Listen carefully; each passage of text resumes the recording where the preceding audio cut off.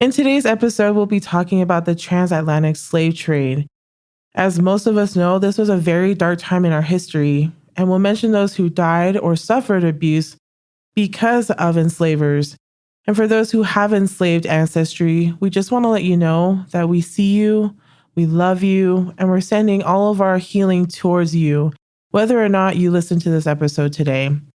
If you've been here for a minute, you know that family history comes with a lot of baggage. Yes, it can be messy, can be a lot to unpack. And when I think of unpacking and organizing, I think of Marie Kondo. Ooh. Do you know her? Yeah, I've heard about her, but tell me more. Well, she's someone who's a great example of organizing and cleaning things up. And that's exactly what we need to do in our family histories.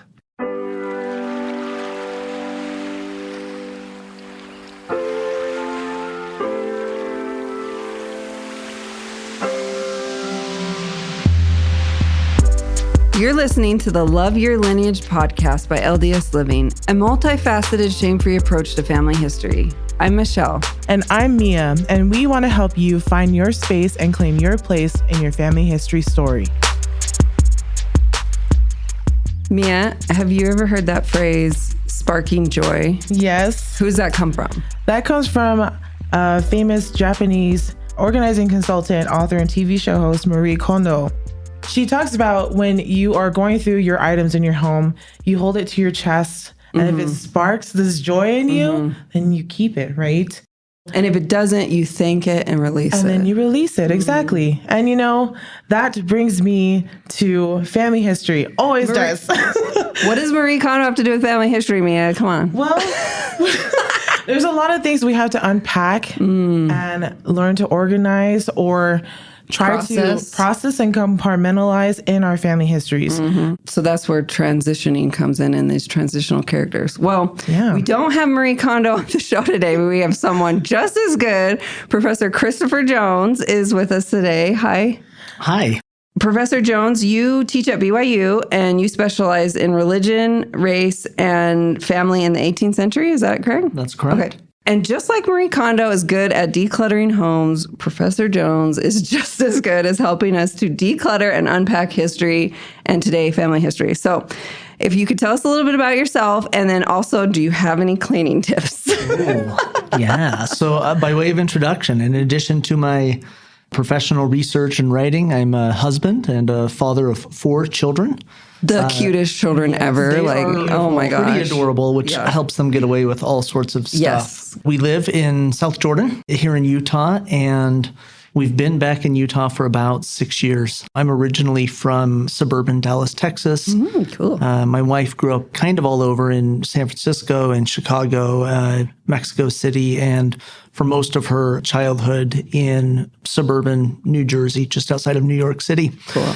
We met while we were both students at BYU, lived in Virginia and then Philadelphia before returning here to Utah, where I've been teaching at BYU. I teach in the history department and the family history program at BYU, which has allowed me to bring together my own professional research interests in religion, race, and slavery in the 18th and 19th century. That's intense stuff. It is intense stuff, but it's also allowed me to connect it with some of my own family history. Ooh, okay. And I'm excited to talk to you guys about that today. Yes. As far as cleaning tips go, this is something we have been talking with our children a lot about lately. While there are times where we need to deep clean, set aside several hours or days to focus on a specific task at our home, it's also important to do daily chores and kind of smaller, making beds, tidying up, putting clothes away, sweeping, vacuuming, that sort of thing. And both are essential to maintaining a clean home. That's great. Are your kids actually doing it?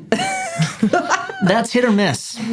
But if you hear this, we know you got it in you. You can do that. You can do it. Yes, and my children too. All right. Thank you so much again, Dr. Jones, for being with us today. And for our audience listening, we're so excited to talk about transitional characters. And I want to emphasize how transitional characters becoming one, being one, and inviting others in our journey of family history to become one can help us organize the mess in our family history. So thank you so much for being here. We really are so thankful for you.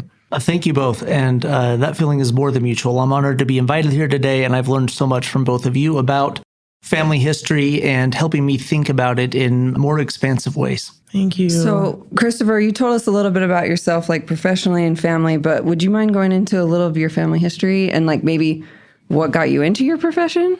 Yeah, absolutely. So I grew up in a Latter-day Saint home. I was born in Salt Lake City, but moved as a young child to Dallas, Texas, and grew up there with my family. I was raised on stories of my Latter-day Saint pioneer ancestors.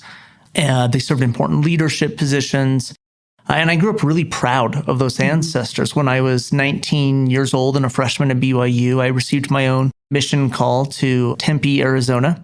And it was an exciting thing for me because it was my great-great-great-grandfather, Daniel W. Jones, who was among the first Latter-day Saint missionaries called by Brigham Young to go and preach the gospel in what is now Arizona. And so that was a really neat thing. That's it really gave meaning to it. Lots of pride, yeah. But it also introduced me to some of the complexities of family history and the stories that I had been raised on. The first area that I served in as a young missionary was two old mining communities, Globe and Miami, Arizona. Not spelled like Miami, but pronounced Miami, and they will get you. That's how you know whether somebody is actually familiar with it or not. But it borders the San Carlos Apache Indian Reservation. Okay. And so my companion and I were responsible for visiting the reservation regularly, for teaching Apache investigators, as well as a handful of Navajo investigators, sharing the gospel that I had been raised with, sharing the scriptures that I had grown up reading, trying to communicate with these people and share with them what I felt and knew to be true, presented me with difficulties that I don't think I'd experienced before because of their own life experiences, because of their own cultural upbringing and experiences dealing with things like poverty and racism, living on a reservation, things that I had never encountered before. I thought quite a bit at the time about my own ancestor, who in his missionary work down in what is now Mesa, Arizona, had encountered indigenous people there and had faced some of those same, I don't want to call them difficulties or challenges, but same experiences that I was confronting at the time. And it made me think about his experience in new ways. It made me think about the communities that he helped found there and the indigenous people that were displaced as a result of that. The indigenous people that were sometimes forced from their ancestral homes as a result of that. And it made me more aware, or sort of brought to mind, a more complicated family history than I had been raised on or grown up understanding. But just generally, that missionary experience got me really interested in history, in Latter-day Saint history, in American religious history, in the history of the American West. So when I returned to BYU after serving my mission, I changed my major from political science to history, and I ended up completing a bachelor's degree and then a master's degree in history. Thank you so much for sharing about your family history. And we're going to go into that more, but we're starting a new segment today, which we would love your help with. It's called Let's Learn New Concepts with me and Michelle. So we have some new concepts that maybe you're not familiar with. So one word that we've said is transitional character. And what does that even mean? So I don't know if y'all saw the new Disney short that's out. It's called Far From the Tree, and it's about this little family of raccoons. That is like a perfect example of transitional characters. Christopher, would it be okay if I asked you to read this quote about it? Yeah, absolutely. Okay. So this quote is from Carlfred Broderick, a marriage and family scholar at the University of Southern California. He says, those individuals who grow up in an abusive, emotionally destructive environment and who somehow find a way to metabolize the poison and refuse to pass it on to their children, they break the mold. Perfect. So, Christopher, could you break down then in more simple terms what a transitional character is? I can try to define this in more simple terms. Transitional character is one who is, I think, first and foremost aware of their family history and all of its complexity. They understand both the good and the bad that they've inherited, whether socially or genetically. And they are attempting to break the chain or break the cycle of abuse or emotional distress or addiction or a number of other things. And so that what they pass on to their children and hopefully what their children then pass on to their children represents something better and a move towards a better and a brighter future. I love that. That was so good. That's beautiful. Wow. Now that we've gone over the concept of what a transitional character is, one of my first questions that came to my mind was, why is there any need to transition in the first place? And why does that have anything to do with family history? Like, a lot of us were like, this is our family history. Like, these are our traditions. Why would we want to transition away from that? One of the things that first comes to mind in thinking about transitioning is there's this innate desire within me, and I believe in the entire human race, to heal and to feel good, to have happiness, to have joy in their lives. And in a lot of ways, when we look at our family history, we may have inherited some things that either have robbed us of joy or of happiness, sparking that joy in our lives, or have prevented us from experiencing those things. And so for me, at least, the transition is to experience that for myself, that happiness that I'm seeking for, but then also to help make that possible for my family and for future generations. That's awesome. And I know all of you, if you've listened to any past episodes, I'm obsessed with Mia. She's the best. And one of the things she recently taught me was that, like, part of growing as a person and becoming healthy and making new healthy habits is self-awareness. And I think that's the first step in why do I even need a transition, is that self-awareness to be like, hey, this doesn't spark joy for me, or hey, actually, maybe this is damaging. Like, maybe there needs to be a transition here. Mm-hmm. Yeah, and that kind of reminds me of your experience with Christopher on your mission, how you had a moment where you experienced self-awareness of what you have inherited, what your family experience has been, and possibly how it's affected other people, right? And for me, I've had that experience too. And I feel like those experiences come in waves in my life. It hasn't just been one grand moment. And I hope our audience understands that too. It's never just a boom, like a tsunami that comes to you, knocks you over, and you're like, I'm ready to change everything. No, it comes in waves. Just like self-awareness, you grow into that. Just like life, we're constantly unfolding things in our lives. Life is constantly revealing itself to us. And as life does that, I feel like we are constantly seeing ourselves more clearly, right? The mirror in front of us is becoming less foggy.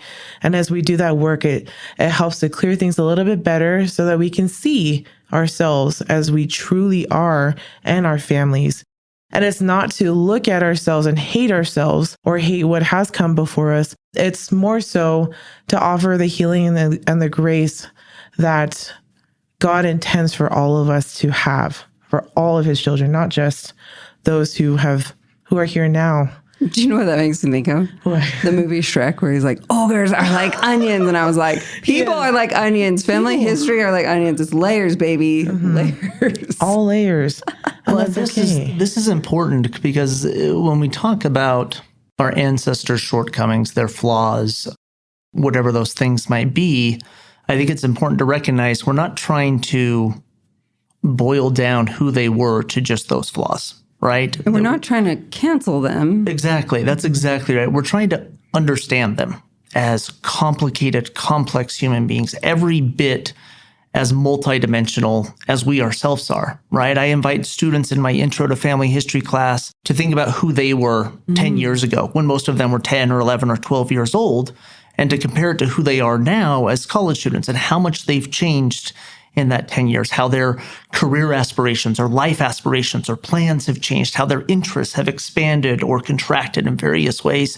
And it's important to understand that our ancestors were not static individuals defined by a single thing that they did or one bad thing that they experienced, but are complex, complicated human beings who changed over the course of their life. Mm-hmm. And that's neither to absolve them of their sins and shortcomings, nor is it, though, to reduce them to those sins and shortcomings. It's attempting to approach them as complicated, complex human beings. I have one of my favorite books here. Can I share a quote? Yes, please. We'd love it. This is from Margaret Bendroth's book, The Spiritual Practice of Remembering. And Margaret Bendroth is not a Latter-day Saint. She's a devoted and devout Christian woman.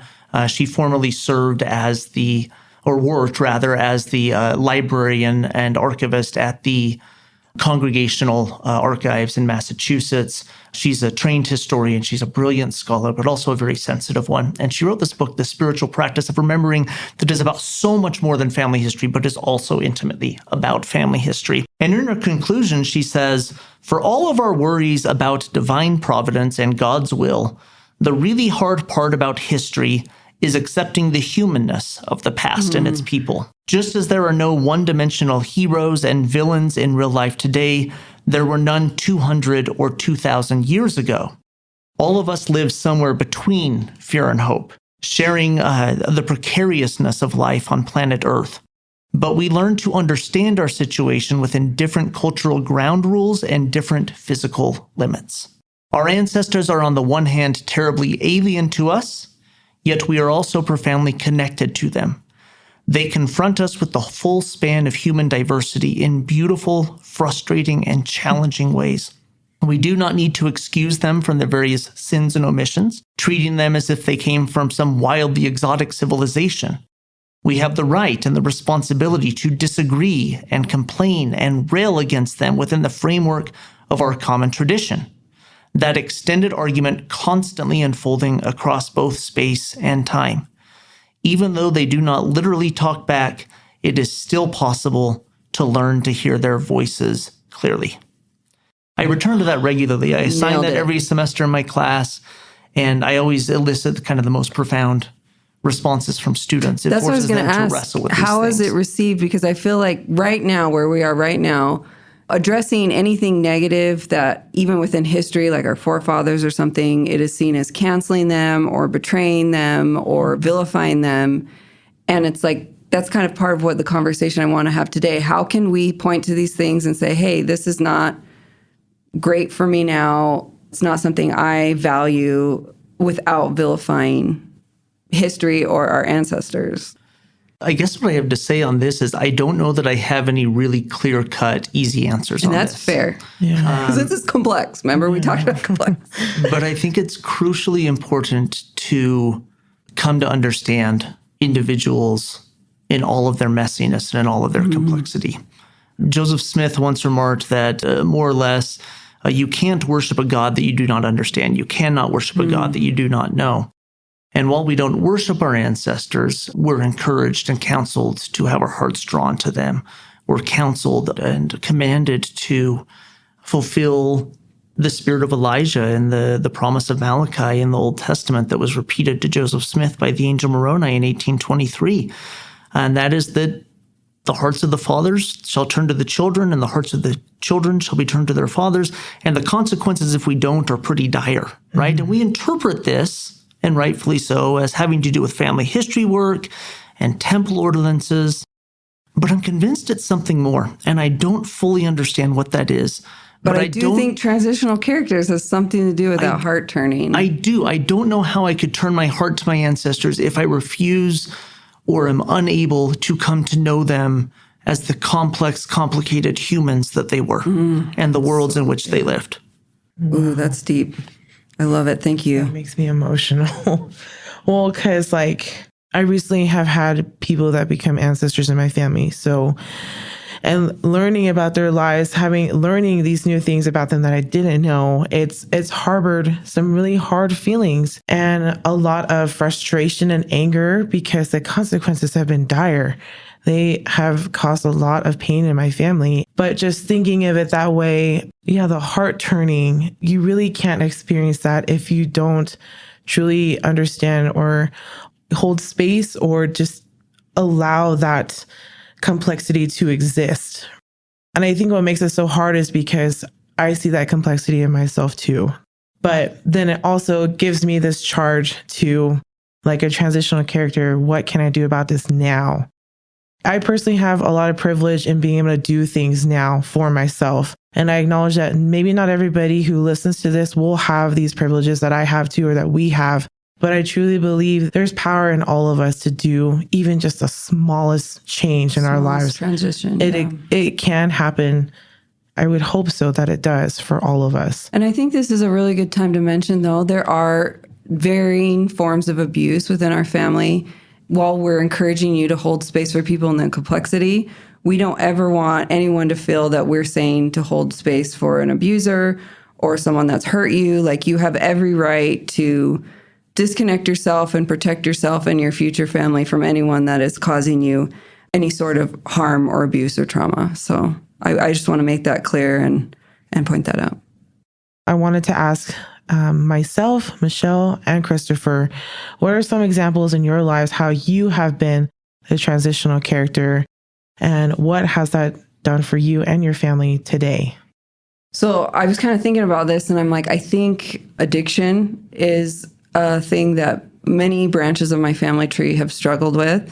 Much of my family has struggled with alcoholism. I was talking to my children about what is alcohol and why we don't drink alcohol.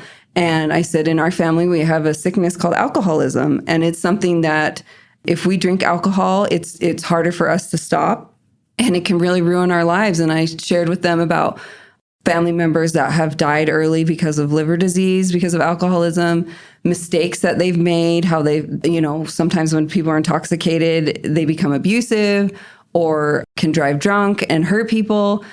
I've talked to my kids about that. And so, like, addiction to substances or food that's just not in a healthy way. I want to approach the things in my life in a healthy, joyful way and not have them coping mechanisms. I have learned that I got to be responsible and build up new coping mechanisms that I don't even know about or don't even know where to get started. And that's one thing for me personally where therapy has been so helpful, to be like, okay, here's a problem. What's a healthy, productive way for you to cope with it? And hopefully share that with my kids, Beautiful. Wow. I'm Polynesian. I'm not just Polynesian. I have a mixed ancestry as well. And in looking at pictures of my family, it's apparent that our body shapes are not necessarily considered top tier in what you see in magazines. And a lot of beauty standards that we see today. And I have inherited that kind of body too. And growing up, I remember not really loving my body because my environment didn't necessarily promote learning to love yourself and appreciate who you were. And as I say that, I had a memory in, I believe it was kindergarten, where I was asked to draw a picture of myself. And instead of grabbing a brown crayon, I grabbed a white one because I saw a lot of other girls who weren't melanated like me and who had blonde hair, and I wanted to look just like them. And that's what I saw on TV as well. And I don't really remember hearing women who look like me or who are from my culture saying that they love themselves, they love their body, that they appreciate it, and that they use it as an instrument rather than just an ornament, right? And so I struggled a lot with my body image. And I remember when I got accepted to BYU, so out here in Utah, to come to school, it was a culture shock for me, to the point where I thought that the only way I could fit in and survive was to assimilate. And so I did everything I could in unhealthy ways to lose weight, to change my hair color, to change my fashion, and what I believed would help me to fit into what the norm would be. And man, it was a psychological roller coaster going through that. And even though I lost the weight, even though my skin was a little lighter or my hair was a little lighter too, it still didn't fill the void that I had about body image issues. And so it wasn't until I had this experience where, after getting married, I gave birth to our little boy, that I finally realized that, wow, my body really is amazing and that I should love it and appreciate it because it did have this ability to bring life into the world. I really started realizing, maybe this idea that I was taught or neglected of being taught to love myself, I wanted to change that because I was tired of not loving myself. I was tired of hating the way I looked and tired of holding myself back too. So that's all to say too. I mean, I'm still going through this journey of learning to love myself still. But now when I look in the mirror, I see my ancestresses in me. And I see evidence of them in my shoulders, right? My shoulders are very broad and I used to hate them, but now I realize, like, no, these shoulders could paddle across the Pacific Ocean to take my family from point A to point B. And it could carry a baby. It could hold my family and protect them, as well as my legs. I have really thick legs and my calves are like massive, but those legs they can help me to move. They can help me to walk miles if I needed to make sure my family has food, to make sure that they're safe. So I see evidences of my family all over me. And now I'm so proud of it. I used to not be proud of it, but now I can't help but be proud because it was because of them that I exist now. And so I'm so thankful for that. I wonder, do you feel like any of your ancestresses who maybe hated their body by you right now saying, I see you, I love you in my body, like that's also giving them permission to let go of any body image issues they may have had and just love themselves? I don't know. When you were sharing that was the thought I had. And I was like, oh, Mia, that's so beautiful. Yeah. Well, thank you. And, that's, as you said that, I'm tearing up because that's all I would hope for, right? That this work that I'm doing would release them of those kinds of fears or pain that they experience because they didn't necessarily appreciate their bodies or they were taught not to. Yeah. And I would hope too that what I do made them feel seen, because I know how powerful it is for me to feel seen and to be heard. And so, yes, that grace I hope would transcend to more than just me, but to them too. It's like intergenerational trauma. Mm-hmm. There's also intergenerational healing. And we can never forget that part of the conversation where the trauma happens, but also the healing happens. And we in the present can not only affect the future, but we affect the past. And exactly. Well, amen. Professor Jones, Christopher, is there something in your family that you were transitioning away from or working on, or? Everything. I know. It feels like a lot sometimes. Maybe I can answer this by picking up on a thread that I mentioned earlier. So in telling you about myself and introducing some of my professional research interests to you, I told you that I completed a bachelor's degree and a master's degree at BYU. And after graduating in 2009, I moved with my wife, Karen, to Williamsburg, Virginia, and I started a PhD program in history at the College of William and Mary. In 2011, so this was year 2 of my program, I was taking a graduate seminar on slavery and the slave trade. And so I had become interested in issues of race and slavery, and especially religion's intersection with them. And while I was taking this graduate seminar on slavery and the slave trade about 10 years ago, a little more than that, we had been assigned to visit a website, slavevoyages.org. At the time, it contained what is called the Transatlantic Slave Trade Database, which is a detailed account of every single known voyage that transported enslaved captive Africans from their homes in West Africa and West Central Africa to the Americas, to Latin America, to Portuguese Brazil, to the United States, to British North America, to the French Caribbean. And so you have this massive database, about 50 years in the making, and it includes details about every single one of those voyages. It tells you who owned the ship, where it was harbored, where in West Africa or West Central Africa they purchased the enslaved individuals, and then where those enslaved individuals were disembarked. It records how many enslaved individuals embarked and then how many disembarked. And what you learn quickly is that dozens, if not hundreds, died on every single one of those transatlantic slave voyages. About 12 million are captured and sold into slavery, and about 10 million disembark in the Americas.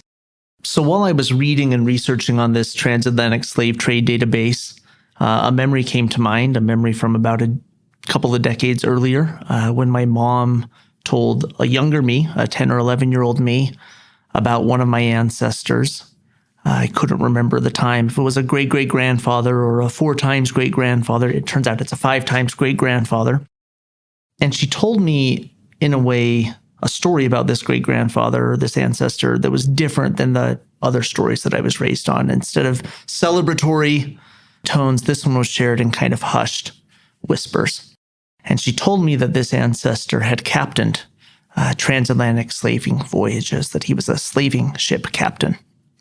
And so armed with that memory, I plugged my ancestor's name into this database, And sure enough, within seconds popped up results of 3 transatlantic slaving voyages that he captained, taking him from his home in Liverpool, England, to Bonny, a prominent slave trading port in West Africa, and then disembarking in Kingston, Jamaica. The 3 ships captained by my ancestor transported more than 1,000 enslaved Africans across the Atlantic Ocean.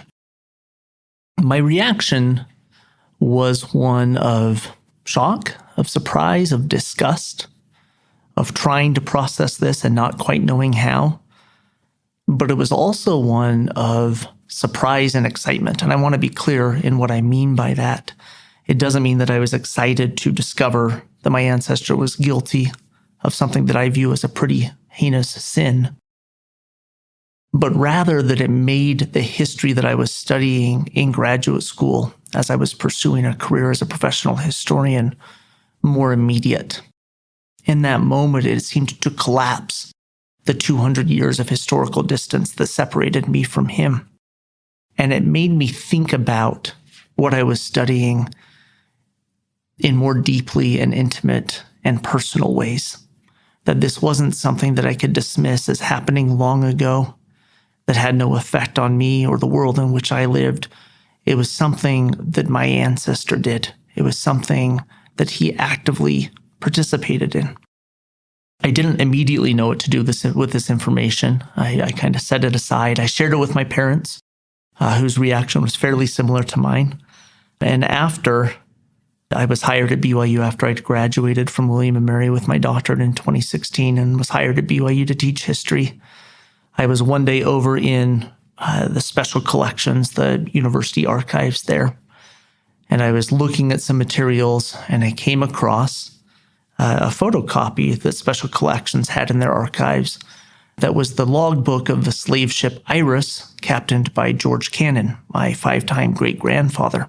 So just maybe one important note of clarification here. My ancestor, George Cannon, it should not be confused with George Q. Cannon, who was a prominent 19th century Latter-day Saint church leader, served in the first presidency, and actually founded George Cannon and Sons Publishing Company that later became Deseret Book Publishing Company. And so I sat down, and over the course of multiple weeks, I transcribed or began transcribing that document. And it's not the most exciting thing in the world. Most days it simply records what the weather is, land that they saw, with occasional mentions of the enslaved individuals that they purchased and transported, including the deaths of a handful of unnamed African slaves. The following semester, I was teaching a course on slavery and the slave trade, a course that I regularly teach at BYU. And I've asked students in that class, I've assigned them to help me transcribe that document and then to research the people and places and ships and individuals that are mentioned therein in an effort to better understand slavery and the slave trade. And somewhat to my surprise and somewhat not to my surprise at all, more than one of my students has now found out that their own ancestor, George Cannon, was a slave trader from being assigned to do this. And one of my students, a really brilliant young history major, is planning to write her honors thesis at BYU on George Cannon, the slave trader now as well. I wish that I had neat, tidy conclusions to draw from this. I don't know what else to say at this point other than I think this is the first step in serving as a transitional character away from an ancestral inheritance of slave trading, of slave ownership, of presumably repulsive, racist assumptions and ideas that were carried by those ancestors into one that is more racially aware, that is more racially sensitive, and that strives to root out racism individually and collectively throughout society. Christopher, I so much respect and appreciate your vulnerability here. I think a lot of people find out about bad moral choices that our ancestors have made, and we are filled with a deep sense of shame that somehow that's connected to us. And I love how you were vulnerable and you shared that and your family and to process that. And I want to thank you for coming on here. And I know that a lot of our listeners can resonate with the story that you shared with us. So, yes, Christopher, thank you so much for sharing your story with us. I've been weeping this whole time you've been talking because, like Michelle said, I know how much your story and your experience is going to resonate with a lot of people and hopefully help with them in their journey to being these transitional characters, right? To help bring about the healing that they so desperately need today and for our ancestors in the past too. I was so moved too, especially by what you're doing now, how you're living and moving in result of what you learned about your ancestors, especially about rooting out racism. President Oaks mentioned that in conference about how we all, as members of the Church of Jesus Christ of Latter-day Saints, need to root out racism. And then President Nelson, our prophet, has also talked about how we need to lead out in we need to lead out in abandoning racism. And so your example is so good and so needed for not just me today, but for everybody. And so thank you again, yes, for being vulnerable and for being authentic in this. And we just appreciate you so much. And I love, Mia, I think President Nelson and President Oaks calling to root out, lead out, and abandoning these racial prejudice that might have been passed down from family members, that in that calling, he is calling us to be transitional characters, not only in the church and as individuals, but in our communities. And that is something that is so powerful. But as you were talking, it made me think, Mia and I, as multiracial people, we have talked a lot about how some of our European ancestors might not have looked kindly on us because of racial prejudices, and how painful that is as someone who wants to connect, to know that they maybe held these prejudices. And I know that you are a father of multiracial children, and if you wouldn't mind, I would love to hear how you and your wife are going to teach this, if you've taught it with them, or how is it approached, or I would love to know more about your thoughts. Yeah, thank you. So just as maybe a point of clarification for listeners, my wife, Karen, is the daughter and granddaughter of Salvadoran immigrants and refugees that fled the Salvadoran Civil War in the 1980s. She was born in San Francisco shortly after her mother came to the United States from El Salvador. And we have made this a point of emphasis with our children from a very young age. With a last name like Jones, they might be mistaken for having solely European ancestry. They're white assumed, although each of them have very Spanish first names, Joaquin and Sofia and Oscar and Paloma. And we gave them those names in part so that they would understand and appreciate their Hispanic heritage, to embrace their identity as Latino and Latina. But we've also made it a point of emphasis to not shy away from their paternal ancestry, about my ancestors. And that includes a lot of wonderful stories that I was raised on. They have certainly learned about their Latter-day Saint pioneer ancestors, about their ancestors who came to what is now the United States hundreds of years before it became an independent nation. But they're also aware that some of their ancestors were implicated in slavery, were implicated in the slave trade. They're aware that some of their more recent ancestors held and assumed certain things about, or certain prejudices towards people of different races and ethnicities, or people of different nationalities, but also may have also held sexist or homophobic or other prejudices. Mm-hmm. And so we've tried to create an atmosphere in our home where we can talk openly about those difficult subjects in age-appropriate ways. We don't want to overwhelm them, but in a way that they can understand that they themselves are complicated, multifaceted individuals with complicated, multifaceted ancestry, and that within our home, within our family, we're trying to create an atmosphere of openness where they can ask hard questions and where we can be prepared with answers, whether they be simple answers or difficult ones. And sometimes I've had to answer them with, that's a really good question, and I'm not quite sure how to answer that.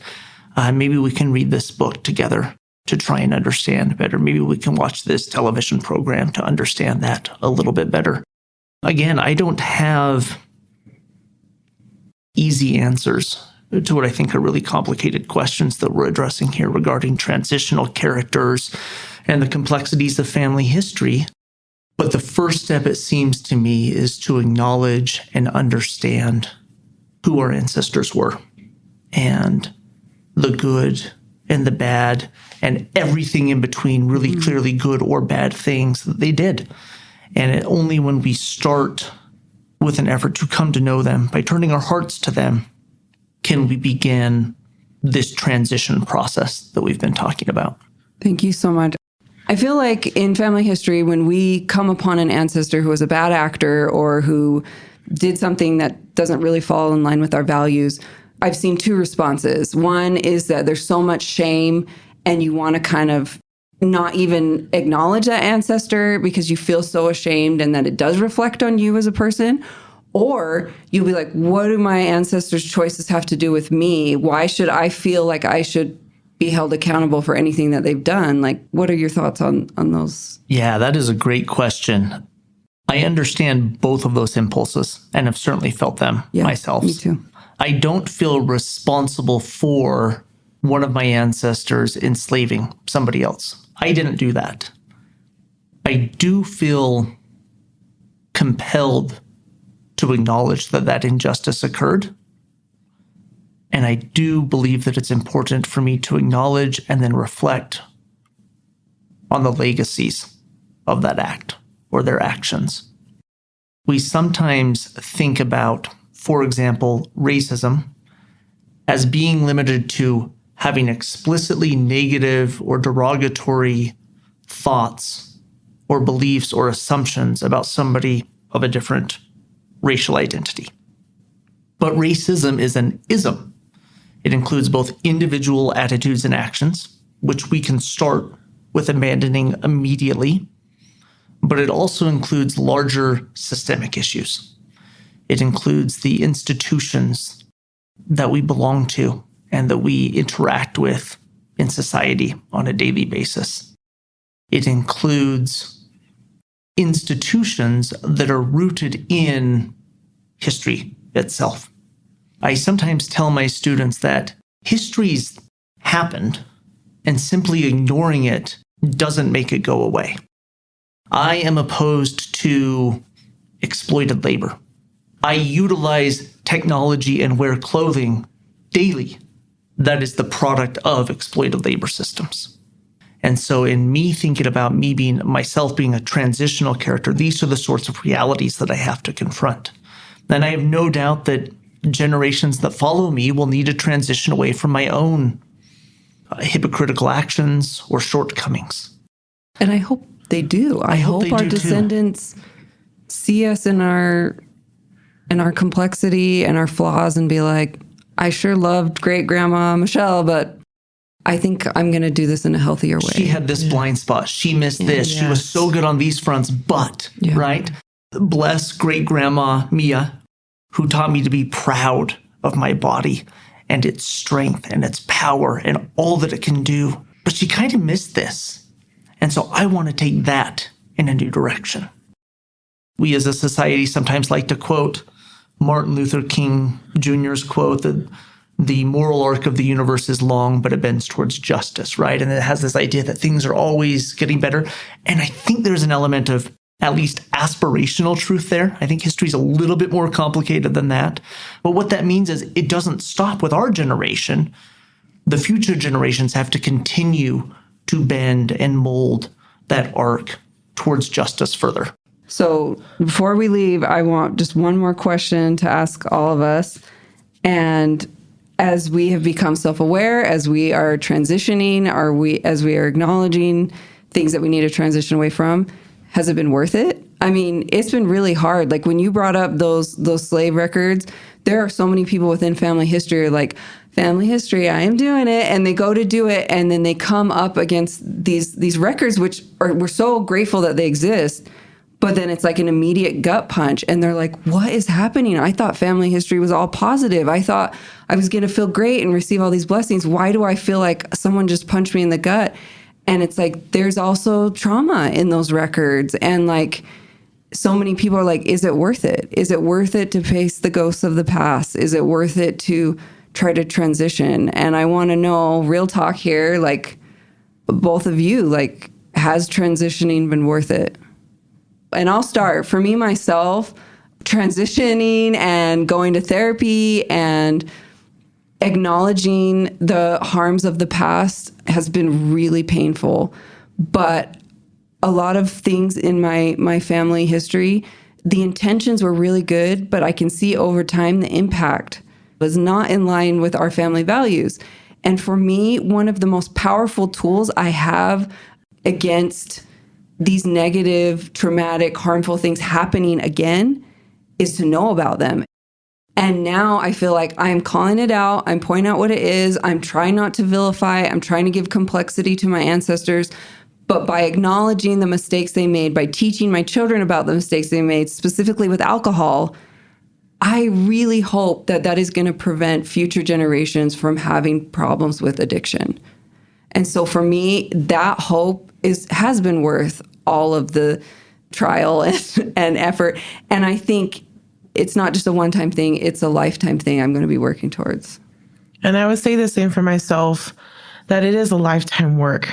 I'm making myself a transitional character, part of my character, something that I can't erase, something that will never leave me.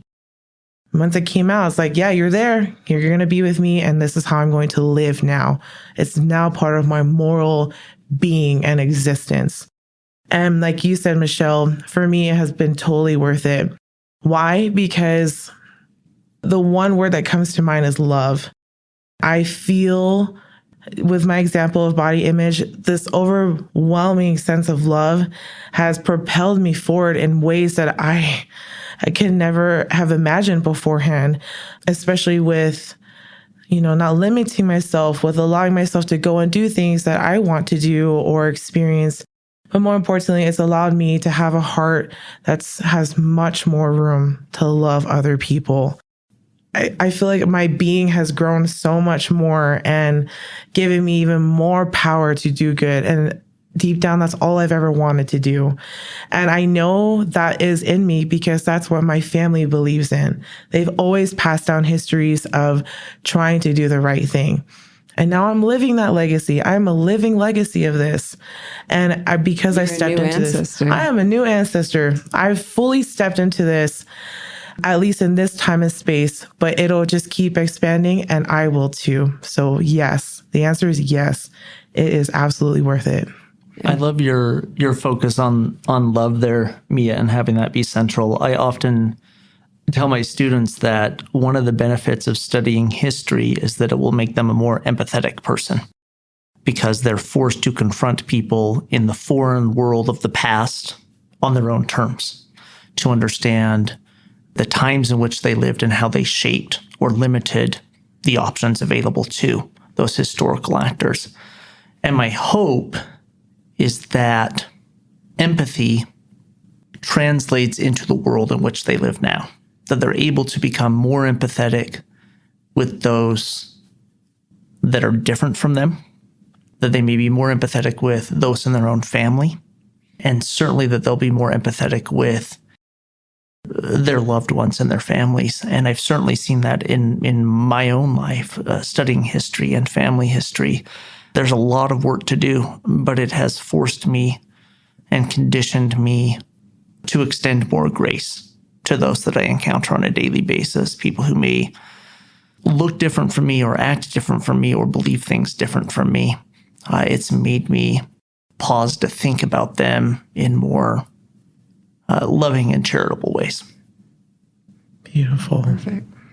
All this conversation about unpacking as well as transitioning and changing, it brings me back to the one who has been and still is the best transitional character for all of us through all time, through all space, and through all eternity, is our Lord and Savior, Jesus Christ. So when he came to this earth and he lived as a mortal, well, half mortal, half God. He was here to make important things happen. And he did exactly that. And he fulfilled his mission at being the one who changed everything for all people. I think about the strength that he had to endure the uncomfortableness, the trauma, the shame that comes to all human beings in every place of the world. And it was because of him and because of what he's done that it's possible for us to have those changes and to transition in our lives. He made that possible. And I truly believe that in transitioning ourselves, that we bring about and unlock this healing and that potential to be transformed to better people, better families, better societies, better nations, and better worlds because of our Savior, Jesus Christ. All things are possible because of him. And I would hope that future generations will continue to unlock, to unfold and unpack the blessings that are made available because of Jesus Christ. Yeah, I love that. Jesus Christ was an amazing transitional character. I mean, he pushed against toxic ways that people were interacting with each other. And he taught us that the two most important commandments are to love God and to love our neighbor. And I am so grateful for his teachings, and especially those two, because that's how I can weigh my coping mechanisms. That's how I can weigh traumas or new habits I want to gain, is by like, are these things in my life going to help me to fall in line with these commandments of loving my neighbor, of having a close relationship with God, or are these habits and these coping mechanisms destructive and taking me away from that? And I love the show The Chosen. It's a historical drama about the life of Jesus Christ. And in it, every episode, he's transitioning from something. He's trying to show the apostles how to transition away from different aspects of their lives before they met him, or different cultural things. And I just love that you brought that up, Mia, because that he is truly the ultimate transitional character. So, and if you want to learn how to be a better transitional character, I can't think of a better place to start than in the scriptures and all these stories about Jesus Christ. So with that, we're so thankful again for Dr. Jones, Christopher Jones, for coming today to speak to us about what it means to be a transitional character, and how all of us can do this, and how we can do it together and bring about the healing that has always been intended for us, for our posterity, and for our ancestors. And I just want to remind y'all, this is a podcast about family history, and we just majorly unpack this box to show you what we mean a multifaceted approach to family history. This is it. And I think so many of us didn't realize all of the beauty and complexity and blessings that are in true family history work when we look at it from multi perspectives. So I'm so glad you're here. And thank you so much, Professor Christopher Jones. We have loved having you. We're so grateful for your friendship in our lives. And thanks. Thank you both. Thank you for joining us for this episode of Love Your Lineage. You can find all the references and full transcript for this episode in our show notes at ldsliving.com/loveyourlineage. And if you love this episode, please leave us a review or a rating. This episode was hosted by me, Michelle, and Mia. It was produced and edited by Erica Free and Katie Lambert, and mixed by Mix at 6 Studios. Thank you for being with us today, and we hope you feel empowered to love your lineage and embrace your authentic family history story.